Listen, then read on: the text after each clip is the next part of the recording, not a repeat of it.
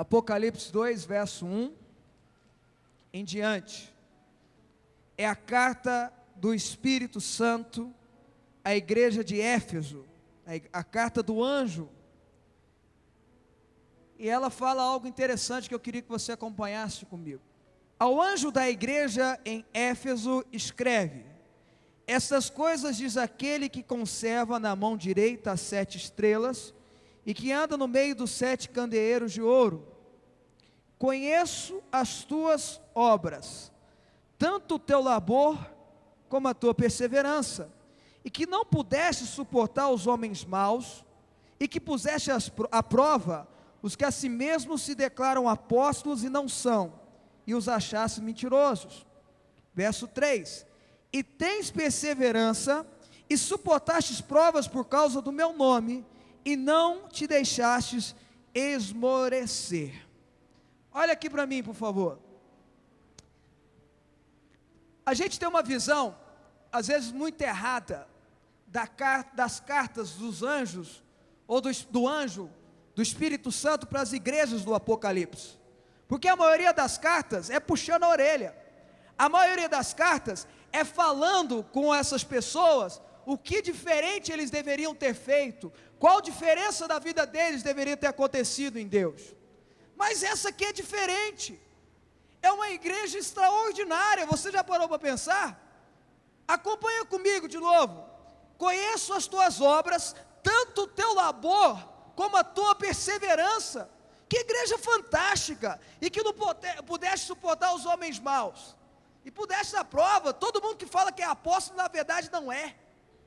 Era uma igreja fantástica, é uma igreja fenomenal, uma igreja de gente que perseverava, uma igreja de gente que estava sempre ali disposta a ajudar, sempre ali disposta a fazer alguma coisa, sempre disposta a participar do culto. Parece algumas igrejas que a gente conhece da Fonte da Vida. Muita gente que dedica a libertação, muita gente que dedica lá no culto do Dorcmus, muita gente que dedica no culto dos jovens do Atitude. Quarta-feira, pode contar comigo, pastor, eu estou ali para te ajudar. Domingo da mesma forma. Uma igreja bacana, é ou não é, gente? Uma igreja bacana. Talvez as outras igrejas que estão descritas aqui em Apocalipse, era para puxar a orelha mesmo, mas a igreja de Éfeso era uma igreja fantástica. Mas aí tem o verso 4, fala para o teu irmão, aí tem o verso 4, fala para ele. Aí tem o verso 4, fala assim: tenho, porém, contra ti que abandonastes, o que está escrito aí, gente? Mais forte, que abandonaste o teu primeiro amor. Uma igreja fantástica, de pessoas ativas, participativas, de gente genial, mas que abandonou o primeiro amor. Na nossa carreira cristã, no nosso andar com Jesus, com o passar do tempo, por isso que eu quero falar para você, é uma palavra de Deus para você, presta atenção. Com o nosso passar dos anos, a gente vai perdendo um pouquinho o primeiro amor. E o primeiro amor não é aquele romance inicial com Jesus, como a gente às vezes entende, o recém-convertido. Isso é uma baulera evangélica. Não está falando de recém-convertido, não está falando do neófito, do iniciante na fé. O primeiro amor é um sentimento que jamais deve deixar o nosso coração. Mas no caminhar com Jesus, a gente vai se preocupando com tanta coisa, que a gente perde o primeiro amor. Quem lembra da história de Marta e Maria aqui? Uma das histórias, 2 mulheres fantásticas, mulheres de Deus que põem qualquer homem aqui no bolso. E a Bíblia conta que Jesus uma vez foi visitar eles. Marta estava tão ocupada em fazer comida, tão ocupada em arrumar a casa. Poxa vida, era Jesus que estava ali. Maria não, Maria foi para debaixo dos pés de Jesus, de joelho, aprendendo e recebendo dele. Marta estava tão ocupada com os afazeres que esqueceu que o Rei dos Reis, Senhor dos Senhores, estava ali. Maria tinha aquela revelação. E eu queria estudar com você um pouquinho do que é perder esse primeiro amor. Eu vou ler muito a Bíblia hoje, vocês deixam? Vocês deixam? Vamos estudar a Bíblia um pouquinho hoje? Deixa eu ouvir um amém mais forte aí. Quem ama a Bíblia? Eu sou apaixonado. Fala para o Espírito Santo, fala assim: Espírito Santo, eu sou apaixonado pela Bíblia. Mateus capítulo 26. Eu achei esses textos exatamente pessoas que caminharam com Jesus durante 3 anos e meio. Nas últimas 24 horas de Jesus, escorregaram da banana. Vamos lá, Mateus 26. Primeiro, quem está anotando aí vai anotando. Primeiro, Mateus 26, verso 36 em diante. Em seguida foi Jesus com eles a um lugar chamado Getsêmani, depois da última ceia, e disse aos seus discípulos: assentai-vos aqui enquanto eu vou ali orar. E levando consigo Pedro e os 2 filhos de Zebedeu, Tiago e João, começou a entristecer-se e angustiar-se. Então lhes disse: a minha alma está profundamente triste até a morte, ficai aqui, vigiai comigo. Verso 39, adiantando-se um pouco, prostrou-se sobre o rosto e orando, dizendo: meu Pai, se possível, passa de mim este cálice, todavia não seja como eu quero, e sim como tu queres. E voltando para os discípulos, o que está escrito na Bíblia? Achou-os dormindo, e disse a Pedro: então nem uma hora pudestes vós vigiar comigo? Vigiai e orai para que não entreis em tentação. O espírito na verdade está pronto, mas a carne é fraca. Tornando a retirar-se, orou de novo, dizendo: meu Pai, se não é possível, passa de mim esse cálice, sem que o beba, faça a tua vontade. E voltando, presta atenção, achou-os outra vez dormindo, porque os seus olhos estavam pesados. Deixando novamente, foi orar pela 3ª vez. Verso 45, então voltando para os discípulos, ele disse: ainda dormis e repousais? Eis que chegada a hora, e o Filho do Homem está sendo entregue nas mãos dos pecadores. Primeira coisa, Jesus vai orar angustiado. Ele ia morrer em menos de 12 horas. Ele angustiado começa a pedir: Deus, afasta de mim esse cálice. Quando ele volta, Pedro, Tiago e João, os grandes amigos de Jesus, estavam dormindo, cansados, dormiram, tinham andado o dia todo com Jesus, tinham feito maravilhas com Jesus, estavam cansados. Quantos de nós trocamos estar na presença de Deus, trocamos estar vivendo aquilo que Deus tem de melhor para nós, trocamos estar servindo a Deus porque estamos cansados? Estou cansado, tem 20 anos que eu sirvo a Jesus, eu posso faltar esse domingo? Eu estou cansado, eu trabalhei a semana inteira, deixa eu tirar férias. Tem pastor que tira férias de Jesus. Estou de férias, não preciso ir na igreja não. Quando nós deixamos o cansaço nos afastar da presença de Deus, nós estamos perdendo o nosso primeiro amor. Depois Jesus volta, e a Bíblia diz que os olhos deles estavam pesados, por isso que eles estavam dormindo. A falta de visão daqueles 3 homens, as 3 colunas, os 3 grandes apóstolos do Cordeiro, Pedro, Tiago e João, estavam pesados. Quando nós deixamos os nossos olhos atrapalhar-nos de ver, de ter a visão que Deus tem para mim e para você, nós estamos abandonando o primeiro amor. Quer que eu dê um exemplo para você? Bispo Paulo Júnior acabou de falar mensagem de prosperidade para a sua vida, acabou de ministrar algo ao seu coração, e você fala: não, isso não é para mim não, o olho está pesado, está apagando a visão. Vem uma canção dizendo majestade, majestade, e você está pensando: meu Deus, por que não colocaram no reto projetor a letra? Ou que guitarra pesada no meu ouvido? Os olhos estão pesando. Depois a Bíblia diz que ele chega mais uma vez e encontra os 3 dormindo. E olha o verso 45. Então voltou para os discípulos e lhe disse: ainda dormis e repousais? Eis que é chegada a hora, e o Filho do Homem está sendo entregue nas mãos dos pecadores. Aí vem a terceira coisa, que vem logo depois de falta de visão. Vem logo depois de falta de visão. Falta de revelação. Jesus estava angustiado, estava chorando. Gente, olha aqui, nós somos aqui mais de 2.000 pessoas, mais de 2.000 jovens aqui. Vocês estão olhando para mim, se eu tivesse de joelho chorando aqui, vocês saberiam que eu estava passando por algo? Quem que acha? Você saberia? Quem saberia que eu estava chorando aqui, triste, deprimido? Jesus estava deprimido, Jesus estava chorando, e eles, como bons amigos, foram fazer o quê? Dormir. Eles não tinham revelação. Quando eu deixo a minha vida perder a revelação que Deus tem para mim, eu estou deixando o primeiro amor. Quem não quer permitir que o cansaço, a falta de visão, a falta de revelação te tire o primeiro amor? Então levanta a sua mão e fala: Senhor, não permita, Jesus. Começa a falar com Ele: não permita, Jesus, que o cansaço, a falta de visão, a falta de revelação me leve a perder o primeiro amor. Amém? Amém? Também em Mateus 26, verso 69, eu vou ficar pulando o texto para a gente ir mais rápido. Diz assim: ora, estava Pedro sentado fora do pátio, e aproximando-se uma criada lhe disse: também tu estavas com Jesus o Galileu. Deixa eu só fazer uma explicação. Pedro acompanhou Jesus até o julgamento dele perante o Sinédrio. Depois acompanha ele em todos os momentos, até que acontece isso aqui. Ele, porém, o negou diante de todos, dizendo: não sei o que dizes. Verso 71.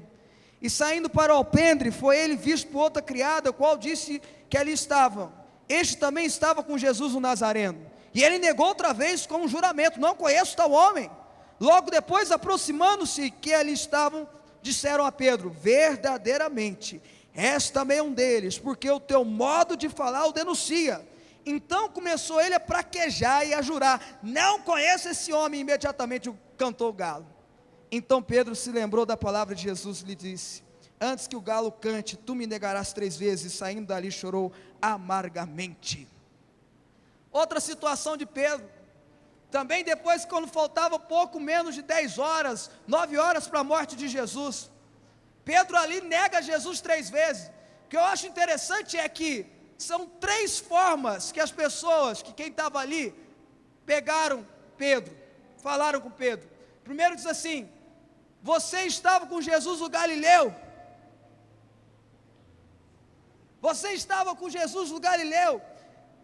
Isso quer dizer, a identidade de Jesus, dos 12 discípulos de Jesus, só um não veio da Galileia: Judas Iscariotes.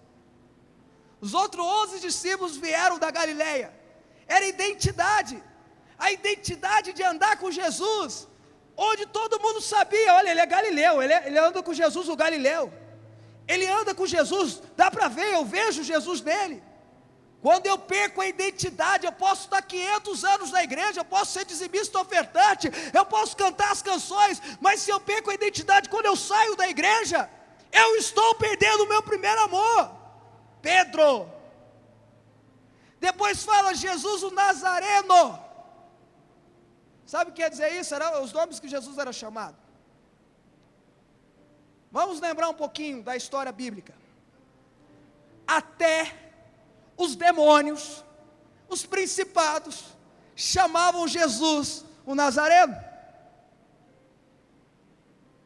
Tem a ver com autoridade. Quando eu abandono a autoridade de Jesus na minha vida, quando eu não dou moral para ela, quando eu deixo ela de lado, meu irmão, eu não estou falando de salvação, preste bem atenção, não estou falando de salvação, eu estou falando de compromisso com Deus. Quando eu deixo a autoridade de Jesus de lado, quando eu penso eu consigo resolver sozinho, eu dou conta sozinho, é o meu braço, é o meu dinheiro, é o meu trabalho, é a minha labuta, eu não preciso fazer isso. Eu dou conta, eu não preciso do conselho do pastor, eu não preciso do conselho do bispo, eu não preciso conversar com a liderança. Para que eu vou ouvir o que está falando na igreja? Eu dou conta sozinho.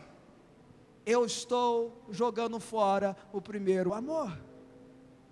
E depois, e aí o mais pesado, na minha opinião, para com Pedro, Pedro praquejou, jurou, jogou praga. A última pessoa fala assim: o seu jeito de falar, comprova que você anda com Jesus. Pedro negou.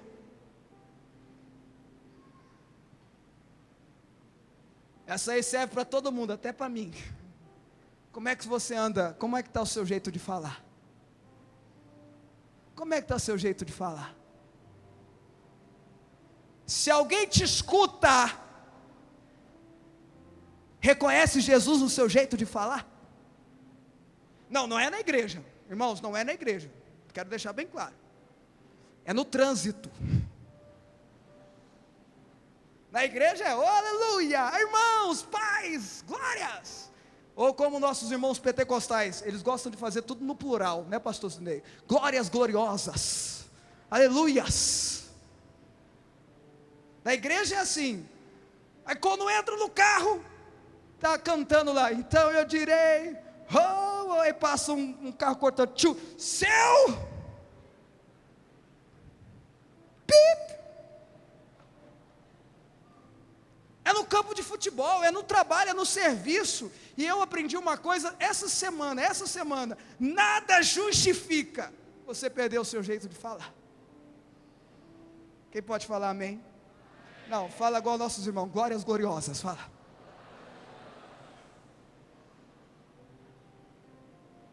Seu jeito de falar te denuncia. Eu não tem nada a ver com isso. Ele praquejou. Quando eu abandono o jeito de falar de Jesus, eu estou deixando o meu primeiro amor. Fala assim comigo: Jesus, tem misericórdia da minha língua. Levanta sua mão e fala: Jesus, tem misericórdia da minha língua. Tem misericórdia da minha língua. Tem gente que tem um dom de línguas negativa. Quando você, não é fofoca, é quando você está contando o fato que aconteceu sobre aquela irmã, é aquela mesmo, é essa. É Jesus falando ou é você falando? Terceiro, fala comigo, terceiro. Deixa eu virar a página. Mateus 27, verso 15. Quem está me acompanhando aí diz glória a Deus. Cadê? Sumiu, apareceu. Ora, por ocasião da festa, aí deixa eu me sintonizar com vocês. Jesus é preso, chicoteado, os judeus querem matá-lo, mas eles não podem matá-lo. A legislação romana que regia Israel naquela época determinava que só os romanos poderiam condenar alguém à morte. Os saduceus, os sacerdotes, os fariseus levam Jesus até Pilatos, o governador, porque é ele que poderia decretar a morte de alguém ou não. E aí Jesus começa a ser interrogado por Pilatos. Engraçado, posso fazer uma observação teológica com vocês? Posso? Amém ou não? Engraçado, Pilatos perguntava, Jesus só deu uma resposta para ele. O sacerdote perguntou e falou assim: eu conjuro-te em nome do Deus vivo. Jesus respondeu. Jesus sabia reconhecer a autoridade espiritual na terra, e até aquele momento ele era autoridade. Quando Jesus morreu e ressuscitou, o véu foi rasgado de cima para baixo, não tinha mais sacerdote para falar com Deus, mas Jesus sabia reconhecer. E aí começa o julgamento. Olha o que aconteceu, verso 15. Ora, por ocasião da festa, costumava o governador soltar ao povo um dos presos, conforme eles quisessem. Naquela ocasião tinha eles um preso muito conhecido, chamado Barrabás. Estando, pois, o povo reunido, perguntou-lhes Pilato: a quem queres que eu vos solte, a Barrabás ou a Jesus chamado Cristo? Porque sabia que por inveja os tinha entregado. Estando ele no tribunal, presta atenção, gente, sua mulher mandou dizer-lhe: não te envolvas com esse justo, porque hoje em sonho muito sofri por seu respeito. Mas os principais sacerdotes e anciões persuadiram o povo a que pedisse Barrabás e fizesse morrer Jesus. De novo perguntou-lhe o governador: qual dos dois queres que eu vos solte? Respondeu o povo: Barrabás. Replicou-lhe Pilatos: que farei então com Jesus chamado Cristo? Seja crucificado. Responderam todos. E aí Pilatos faz o ato mais covarde da Bíblia, manda trazer uma bacia de água e lava as mãos. Que oportunidade maravilhosa que Pilatos teve, né? Aprendo duas coisas com esse texto sobre abandonar o primeiro amor. Primeiro, Pilatos julgando aquela multidão na frente dele, ele era a autoridade de César, do imperador César ali. Ele tinha poder para soltar Jesus ou não? A mulher dele manda um recado: não te meta com esse justo. Eu sonhei com ele, angustiei muito por você. Quantos de nós ouvimos recados numa ministração, numa palavra, num aconselhamento, naquele toque do pastor, ou no irmão que fala com você, ou mesmo lendo a Bíblia, ou mesmo numa canção? Quantos de nós já ouvimos Deus falar com a gente não dá moral para o que Ele está falando? Quer que eu dê um exemplo? Amém ou não? Quem já entrou no lugar que você sentiu assim, sai daqui rápido? Quem já entrou? Sentiu um ruim pra caramba, sentiu assim uma opressão, falando para você sair. Quem já? Eu pergunto para você, você saiu? Quem já foi no evento e sentiu que ali não era o seu lugar?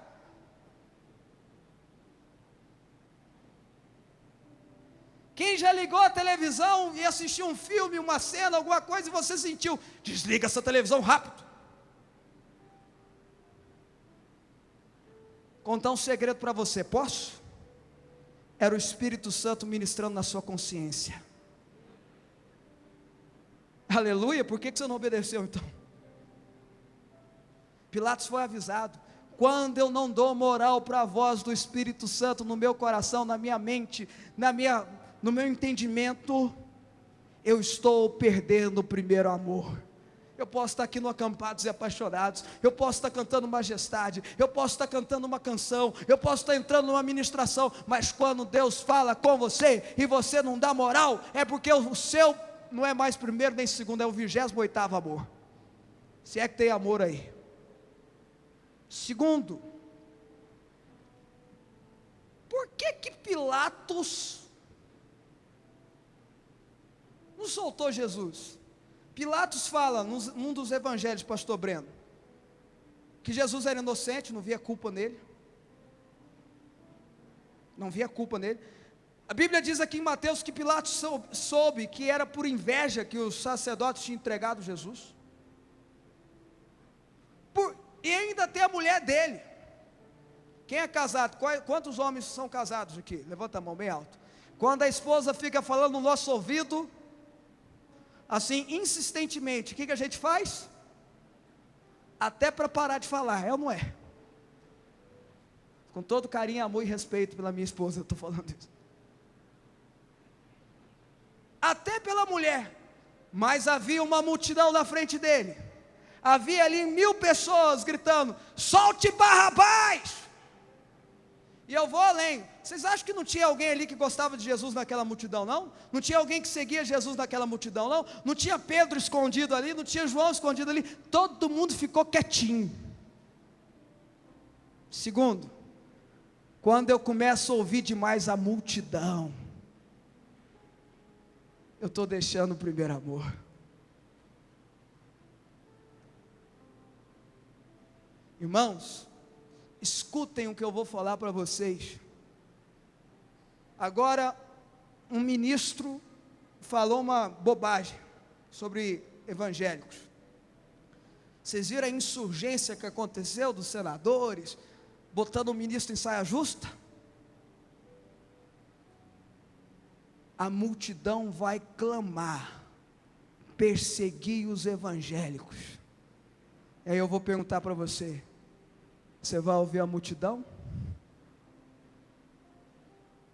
Terceiro.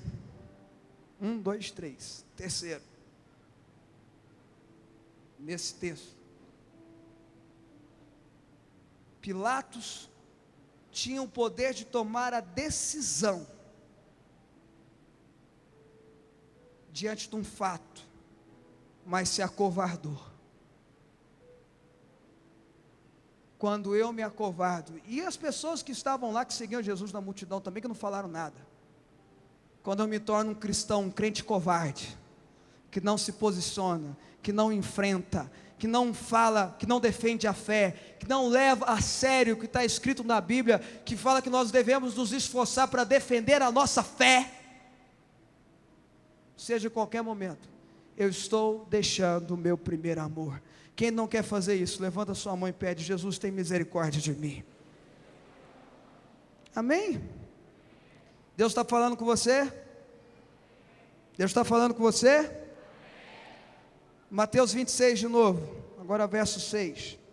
Ora, estando Jesus em Betânia, na casa de Simão o leproso, aproximou-se dele uma mulher trazendo um vaso de alabastro cheio do precioso bálsamo, que lhe derramou sobre a cabeça, estando ele à mesa. Vendo isto, indignaram-se os discípulos e disseram: para que esse desperdício? Pois este perfume podia ser vendido por muito dinheiro e dar-se aos pobres. Mas Jesus, sabendo disto, disse-lhe: por que molestar esta mulher? Ela praticou boa ação para comigo. Quem conhece essa história? É maravilhosa, é ou não é? Pega a coisa mais preciosa que ela tinha, o maior valor, e derrama para limpar os pés de Jesus, para adorar a Jesus, para ungir ele, a cabeça dele com esse bálsamo maravilhoso, em reconhecimento, em reverência, em adoração. E os discípulos de Jesus olham e falam: que desperdício! Quando eu vejo uma boa ação para com Cristo, e eu compara com Jesus, e eu considero essa boa ação um desperdício, não tem primeiro amor dentro do seu coração mais. Vou dar um exemplo para você. Eu não sei de vocês, de vez em quando eu chego arrebentado na igreja. Quem já chegou arrebentado na igreja? Emocionalmente, fisicamente, quem já chegou arrebentado na igreja? Quem já? Ninguém? Só eu? Quem? Deixa eu ver, levanta a mão. Eu sou míope, gente, ajuda aí. Mas lá para a terceira, quarta música, Marquinhos, eu já me sinto animado. Somente quando entra em adoração, eu me sinto liberto já, um negócio extraordinário, eu já não estou mais me preocupando. Parece a música, né? Ele me ama. Como é que é? Não tenho tempo para perder com ressentimentos, porque quando penso que ele me ama. Mas aí eu vou para a igreja e vejo às vezes uma pessoa que tem 10 anos de igreja, 8 anos de igreja, e está cantando uma canção dessa, e está todo mundo entrando, e ele está assim: me ama, Ele. Vou dar outro exemplo para você, estou usando eu como exemplo. Uma vez eu estava num acampamento, não era Acampados e Apaixonados ainda, foi o último acampamento de carnaval que nós fizemos, antes de se tornar Acampados e Apaixonados. O pastor Jack X, ele estava com a gente. Quem participou desse encontro aqui? Choveu muito, quem lembra desse encontro aqui? Pouca gente. Éramos jovens.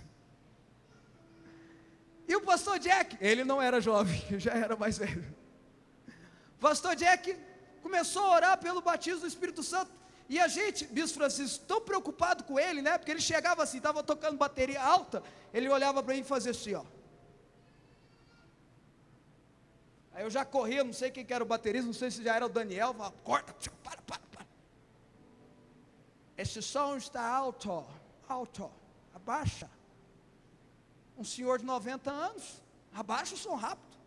E o batismo do Espírito Santo veio, e o pessoal começou, aquela agitação toda, aquele reteté pentecostal. E eu fiquei preocupado, Bispo Francisco. Eu falei: eu tenho que parar com isso, o velho vai brigar comigo. E eu tenho um carinho com ele de avô, ele é como se fosse um avô para mim. E eu fui já chamar a atenção, já fui pegar a pessoa, levantar ela, aí eu só senti um cutucão assim nas costas. Não atrapalhe o Espírito Santo.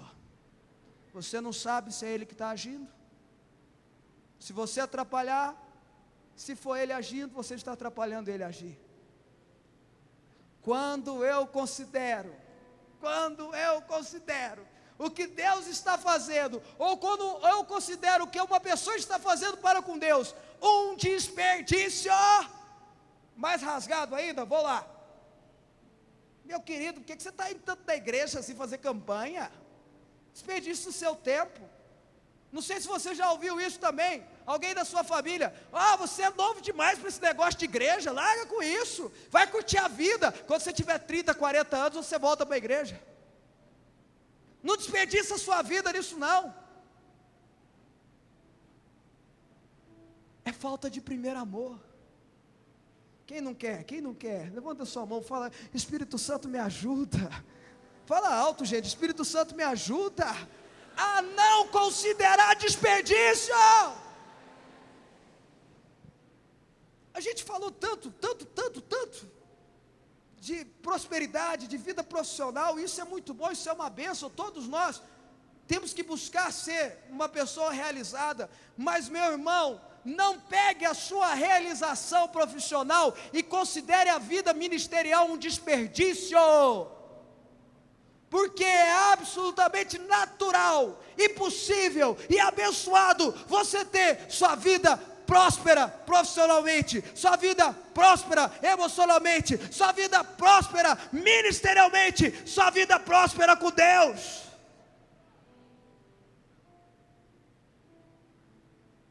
É um desperdício isso. Quem não vai considerar um desperdício mais?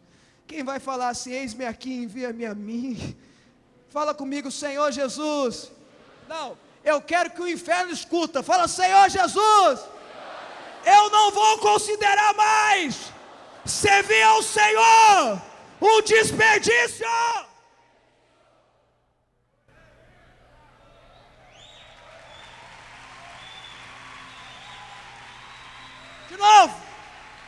De novo, levanta a sua mão bem alto, fecha os seus olhos e fala: eu não vou. Vou fazer igual o apóstolo assim, fala comigo: escuta, capeta. Vai pedir licença para ele? Levanta a tua mão e fala: escuta, capeta. Eu não vou considerar mais um desperdício servir ao Senhor. Servir ao Senhor é o que eu mais quero.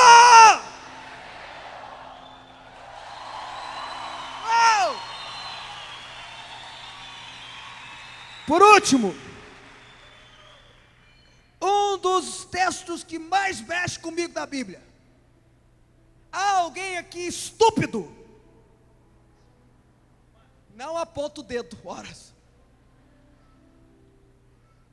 Quase alguém fez isso. Jeremias capítulo 10, eu sei que não está no nosso contexto cronológico bíblico, mas eu quero ler. Jeremias 10, o profeta jovem. Jeremias é o profeta jovem e solteiro, coitado. Só há uma pessoa na Bíblia que Deus pediu para que ele ficasse solteiro. Escuta bem isso. Só há uma pessoa na Bíblia que Deus pediu para ele ficar solteiro. Não é o apóstolo Paulo, é Jeremias. Por isso que ele escreveu Lamentações.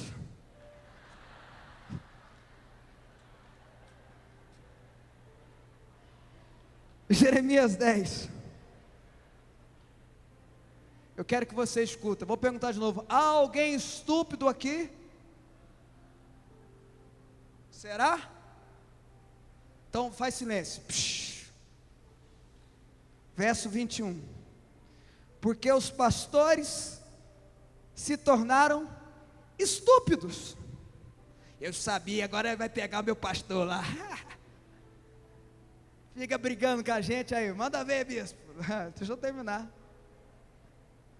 E não buscaram ao Senhor, por isso não prosperaram, e todos os seus rebanhos se acharam dispersos. O que adianta você ser uma pessoa ministerialmente galgando lugares crescentes, me tornando um pastor e tal, e deixar de buscar a Deus? Que é isso, bispo? Eu estou aqui porque eu estou buscando a Deus. Não, calma, irmãos, buscar a Deus na igreja é fácil, no culto, na presença do templo, tá? Nenhum de nós devemos deixar de congregar. Isso aqui é um templo, nós montamos um templo hoje aqui. Buscar a Deus é arroz com feijão espiritual. ler a Bíblia todo santo dia, orar sempre, tendo um momento de oração e se consagrando em todos os momentos de oração, jejuar e participar da grande congregação. Quando eu deixo de participar da grande congregação, eu posso ser um pastor, posso ser um bispo. Quando eu deixo de participar da grande congregação, como é que eu deixo de participar? Eu vou só domingo à noite. A minha responsabilidade de crente. E se tiver jogo, eu vou chegar atrasado.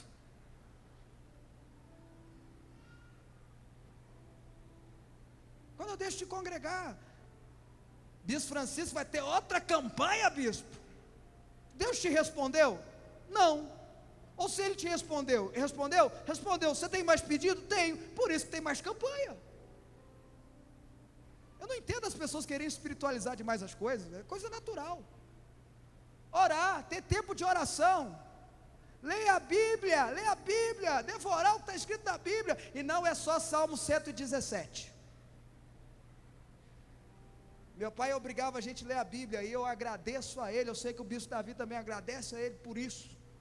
Faça isso com seus filhos, faça, obrigue mesmo. Mas a gente era esperto, ele perguntava, não podia mentir para ele, então a gente pegava e lia Salmo 117, Salmos, menores salmos da Bíblia, tem 3 versículos. Aí ele perguntava assim: vocês leram a Bíblia? Lemos. Ele só não podia perguntar o quê? Lê a Bíblia. Quando eu deixo de buscar a Deus de verdade, eu posso ser um cantor, eu posso estar na frente do louvor, eu posso estar pregando. Quando eu deixo de buscar a Deus, eu me torno estúpido, e uma pessoa estúpida não vive o primeiro amor.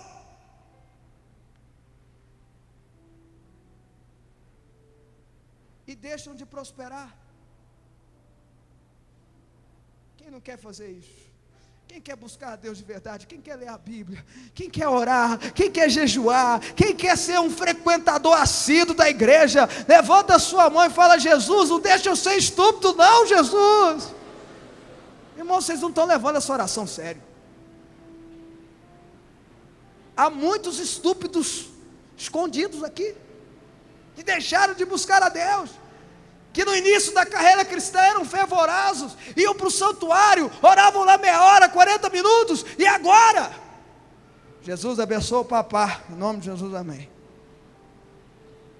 Jesus, obrigado por hoje, dá uma boa noite, sono, abençoa o dia de amanhã, amém.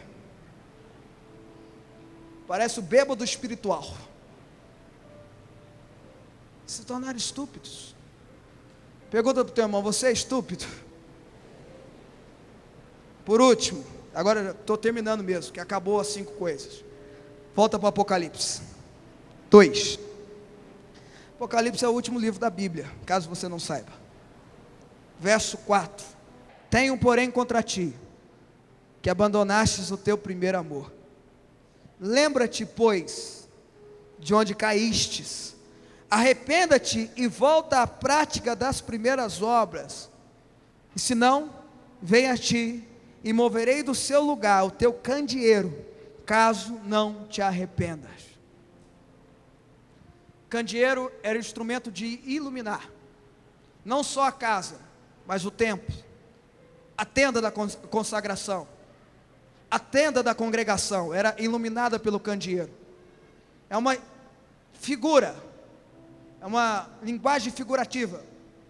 Quem é o candeeiro hoje da igreja? Quem é que conduz o povo? Quem é que ilumina?